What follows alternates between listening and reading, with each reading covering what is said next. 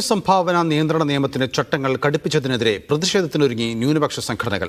വരുന്ന ഞായറാഴ്ച പ്രാർത്ഥനാ ദിനമായി ആചരിക്കുമെന്ന് ജോയിന്റ് ആക്ഷൻ ഫോറം മൈനോറിറ്റിയുടെ ചെയർമാനും DMK MPയുമായ P. വിൽസൺ മീഡിയ വണിനോട് പറഞ്ഞു. ഭേദഗതി ജനാധിപത്യ ലംഘനമെന്ന് ഓർത്തഡോക്സ് സഭ കുറ്റപ്പെടുത്തി. ചട്ടം ഭേദഗതി ചെയ്തത് പ്രതിഷേധാർഹമെന്ന് മുഖ്യമന്ത്രി V. D. സതീശനും പ്രതികരിച്ചു. മതപരിവർത്തനത്തിനുള്ള വിലക്കിനൊപ്പം രാഷ്ട്രീയാവിഷ്കാരത്തിനും മാധ്യമപ്രവർത്തനത്തിനും FCRA ചട്ടഭേദഗതിയിൽ നിയന്ത്രണം ഏർപ്പെടുത്തി.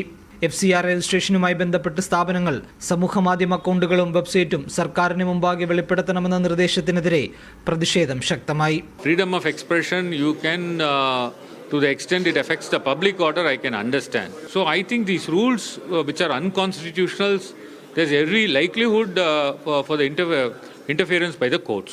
FCRA ഉള്ള സ്ഥാപനങ്ങളുടെ സമൂഹമാധ്യമ അക്കൗണ്ടുകളുടെയും പബ്ലിക്കേഷനുകളുടെയും വിവരങ്ങൾ ആവശ്യപ്പെടുന്നത് സംശയാസ്പദമാണ്. ഇത് മൗലികാവകാശങ്ങൾക്ക് മേലുള്ള കടന്നുകയറ്റമെന്നും ഓർത്തഡോക്സ് സഭാ വക്താവ് പറഞ്ഞു.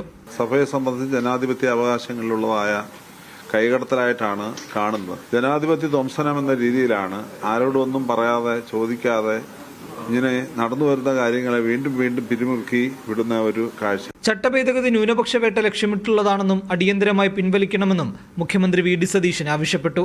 ഭേദഗതി പിൻവലിക്കണമെന്നാവശ്യപ്പെട്ട് KC വേണുഗോപാൽ പ്രധാനമന്ത്രിക്ക് കത്തയച്ചു. സന്നദ്ധ സംഘടനകളുടെ പ്രവർത്തനത്തെ ബാധിക്കുന്നതാണ് ഭേദഗതിയെന്ന് KC പറഞ്ഞു. മീഡിയ 1, ഡൽഹി.